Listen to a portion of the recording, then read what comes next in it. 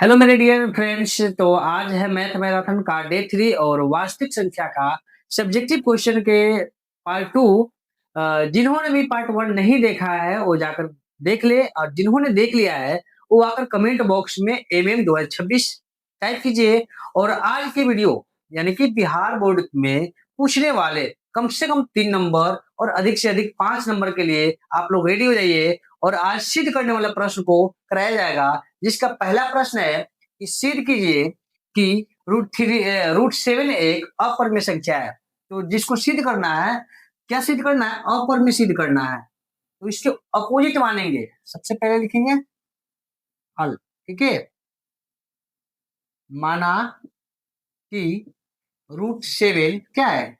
एक। अगर अपरिमेय सिद्ध करना है तो इसके अपोजिट क्या होगा? परिमेय संख्या है।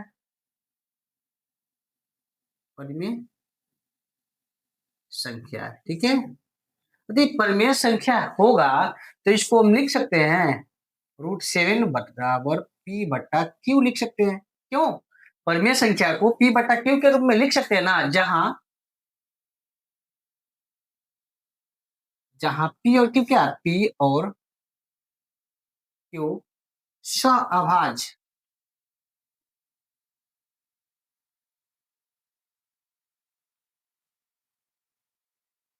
सहअभाज्य संख्या है तथा Q नॉट इक्वल टू 0। क्या Q कभी 0 के बराबर होगा? अगर Q 0 के बराबर हो जाएगा तो ये क्या हो गया? अपरिभाषित, जो कि संभव ही नहीं है। तो क्या करेंगे?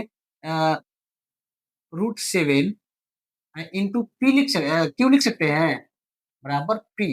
बोथ साइड एक स्क्वायर कर देंगे, लिखेंगे दोनों तरफ वर्ग करने पर। यदि दोनों तरफ वर्ग करेंगे तो क्या बनेगा? यहाँ पे √7 Q का स्क्वायर बराबर P का स्क्वायर। तो यहाँ से जगह 7 Q स्क्वायर बराबर P स्क्वायर। यहाँ से अगर Q स्क्वायर निकाले तो P स्क्वायर बट्टा 7 हो जाएगा। अब देखिए, यहाँ पे P स्क्वायर 7 से विभाजित हो रहा है ना, लिखेंगे यहाँ P स्क्वायर 7 से विभाजित हो रहा है। ठीक है, तो P स्क्वायर जब 7 से विभाजित हो रहा है तो क्या होगा? P भी 7 से विभाजित हुआ। मतलब जब P 7 से हो रहा, P क्या है? P भी 7 से विभाजित है, तो P का एक गुणनखंड कितना है? 7 है ना। अतः P का एक गुणनखंड कितना होगा? 7 है। तो P का एक गुणनखंड कितना है? 7 है। इसको मान लेंगे इक्वेशन फर्स्ट। ठीक है, अब यहाँ मानना होगा, माना कि जो P है ना 7 से तो कट रहा है, लेकिन कुछ बार में कट रहा होगा, यानी कि कुछ मतलब कट रहा होगा, इसको M मान लेते हैं। तो P का मान कहाँ रखते हैं? समीकरण 1 में रखते हैं। समीकरण 1 में रख रहे हैं। ठीक है, समीकरण 1 में रख देंगे P का मान, यानी कि Q स्क्वायर बराबर हो जाएगा P के जगह पे 7M रखेंगे, इसका स्क्वायर करना है बटा, तो Q स्क्वायर बराबर 7M का स्क्वायर हो जाएगा 49M स्क्वायर बटा 7। 7 से कट जाएगा, 7 बढ़ देते, यानी कि Q स्क्वायर बराबर 7M स्क्वायर हो रहा है। ठीक है, अगर यहाँ से M स्क्वायर निकाले तो क्या हो जाएगा? Q स्क्वायर बट्टा 7। अब बताइए, इसको एक क्वेश्चन सेकंड ही मान सकते हैं। ठीक है, यहाँ Q स्क्वायर भी क्या हो रहा है? 7 से कट रहा है, यानी कि यहाँ Q स्क्वायर 7 से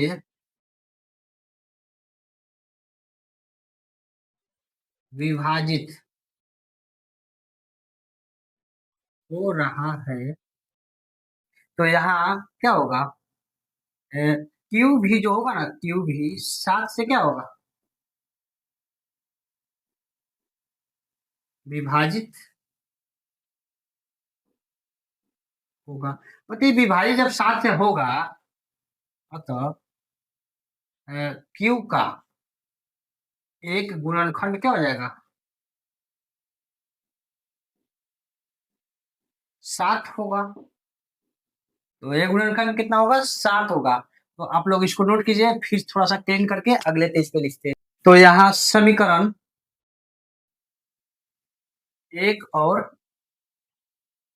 2 से क्या मिला है कि जो P तथा Q का एक सर्वनिष्ठ गुणनखंड, सर्वनिष्ठ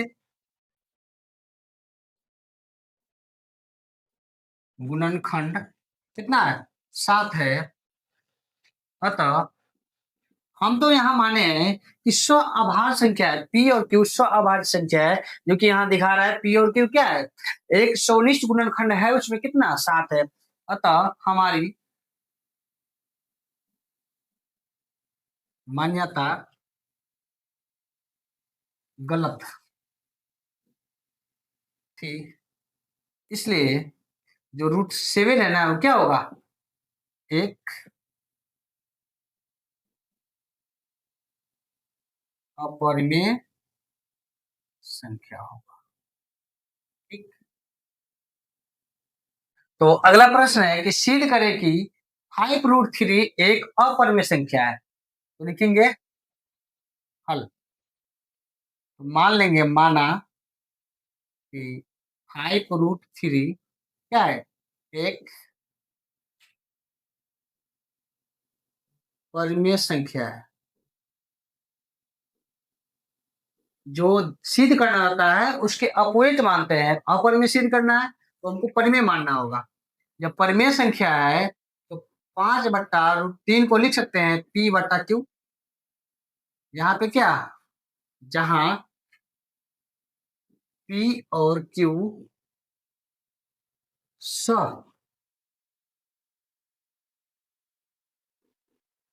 अभाज्य संख्या है तथा Q नॉट इक्वल टू 0, यानी कि Q 0 के बराबर नहीं होना चाहिए। अब वो परिमेय संख्या है तो हम लिख सकते हैं 5√3 बराबर P/Q, √3 बराबर P/IQ। इधर गुना में था, इधर क्या है तो भाग में हो गया। अब बताइए, यहाँ P, Q और 5 क्या है, एक पूर्णांक है तथा P/5Q क्या है, एक परिमेय संख्या है। तो यहाँ देखिए कि P/5Q एक परिमेय संख्या है और √3 क्या है, एक अपरिमेय संख्या है। तो परिमेय बराबर नहीं होगा किसके, अपरिमेय संख्या के। तो परिमेय अपरिमेय के बराबर नहीं होगा तो क्या किए थे, तो हमारी मान्यता गलत थी। हमने गलत क्या किया था कि जो परिमेय था ना, सॉरी जो अपरिमेय था उसको परिमेय मान लिया था, तो हमारी मान्यता गलत थी। अतः जो 5√3 ये क्या है, अपरिमेय संख्या है।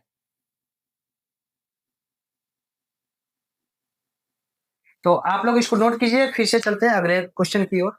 तो अगला प्रश्न है कि सिद्ध करें कि 3+2 एक अपरिमेय संख्या है। इसको लिखेंगे हल और मान लेंगे, माना कि 3+√2 क्या है, एक परिमेय मान लेंगे क्योंकि अपरिमेय सिद्ध करना है, परिमेय संख्या है। ठीक है, तो ये परिमेय है तो 3+√2 किसके बराबर होगा, P/, क्यू के, जहां पी तथा क्यू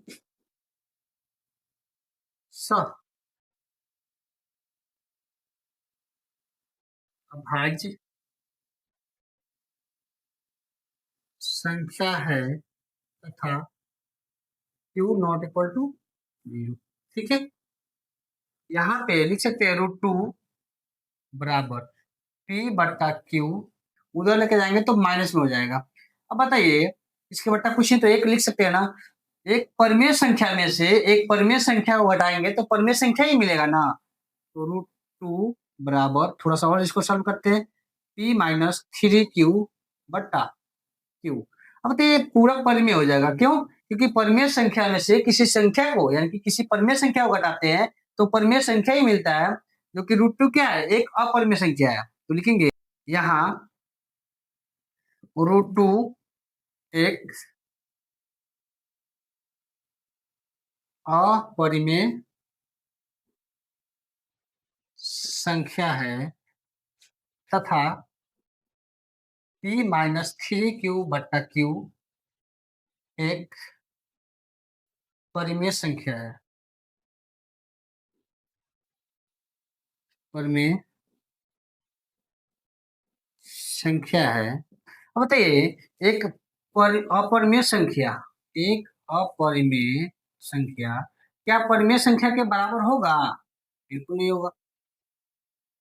जब अपरिमेय परिमेय के बराबर नहीं होगा तो क्या ये दोनों, आपको दिख रहा है ना कि 3 + √2 जो हम माने कि परिमेय संख्या है, जो कि यहाँ दिखा रहा है कि परिमेय कभी अपरिमेय के बराबर नहीं होगा। अतः हमारी मान्यता गलत है। तो इसलिए जो 3 + √2 है क्या होगा, एक परिमेय संख्या नहीं होगा तो क्या होगा, अपरिमेय संख्या होगा, अपरिमेय संख्या है। यहाँ पे प्रूफ हो गया, तो आप लोग इसको नोट कीजिए। तो अगला प्रश्न है कि निम्नलिखित को p बटा 2 के पावर n गुने 5 के पावर n के रूप में लिखना है। इसको चेंज करेंगे, दशमलव हटाएंगे तो हो जाएगा 875 बट्टा, दशमलव के बदले 1 देते हैं, उसके बाद जितने अंक होते हैं उतने जीरो आ जाते हैं। ठीक है, 4 हो गया, तो 875 बट्टा, इसको लिखेंगे, जितने जीरो रहते हैं ना उतने 2 और उतने 5 बनता है, 4 जीरो है तो 4, यानी कि 2 का पावर 4 गुने 5 के पावर 4, ये भी हो जाएगा। या काट भी सकते थे इसको, ठीक ना, हो गया। इसको लिख सकते हैं कि 105 बट्टा, दशमलव के बदले जीरो, दशमलव के बदले 1 होगा, उसके बाद जितने अंक होंगे उतने जीरो। इसको लिख सकते हैं 105 बट्टा, जितने जीरो उतने 2 और उतना ही 5 होगा, हो गया। इसका लिख सकते हैं 4201 बट्टा, दशमलव के बदले 1, जितने अंक उतने जीरो। ठीक है, लिखेंगे 4201 बट्टा, इसको लिख सकते हैं 2 का पावर 3 गुने 5 के पावर 3। हमसे क्या पूछा था, p बट्टा 2 के पावर n गुने 5 के पावर m में बदलना है, जो कि बदल दिए। अगला प्रश्न है कि बिना भाग दिए बताना है कि निम्नलिखित में कौन दशमलव प्रसार शांत होगा और किन का नहीं होगा। यहाँ देखेंगे कि किसी भी संख्या का दशमलव प्रसार शांत होने के लिए उसके जो हर है ना उसमें 2 के पावर n गुने 5 के पावर m के रूप में होना चाहिए, यही आना चाहिए। या 2 के पावर कुछ हो या 5 के पावर कुछ हो, या केवल 2 ही रहे या केवल 5 रहे तो भी क्या होगा, शांत होगा। जो कि यहाँ पे देखेंगे, इसको चेंज कर देते हैं, 3/8 को लिख सकते हैं 2 × 2 × 2, तो इसके जो हर है इसमें केवल 2 आ रहा है, तो क्या होगा, ये भी एक शांत होगा। इसका चेक करेंगे तो अगर देखें तो 15 है, 3×5 = 15 होता है, 3 आ रहा है, लेकिन यहाँ देख के केवल नहीं होगा, अभी काट देंगे इसको, 3 से काटेंगे, 3×6, 3×5 = 15, यानी कि 2/5। बताइए, हर में क्या आया, केवल 5 है, तो भी क्या होगा, शांत होगा। ठीक है, यहाँ देखें तो 50 है, बट्टा में कितने 50 है, 50 को चेंज करेंगे तो 2×5 = 10, 25×50 होता है। बताइए, हर में क्या आ रहा है, 2 और 5 ही आ रहा है, तो ये भी क्या होगा, शांत होगा। इसमें देखेंगे 29/343, यानी कि 29/343 7 का क्यों होता है बताइए। इसमें केवल 7 आ रहा है, तो ये क्या हो जाएगा, अशांत हो जाएगा। यहाँ देखिए 3.5054 3 डॉट डॉट डॉट, इसका मतलब है कि 3 के बाद कंफर्म नहीं कि क्या आने वाला है। जब कंफर्म नहीं होता है तो उसको अशांत कहते हैं। ठीक। अगला प्रश्न है 5.29 9 पे रेकरिंग है।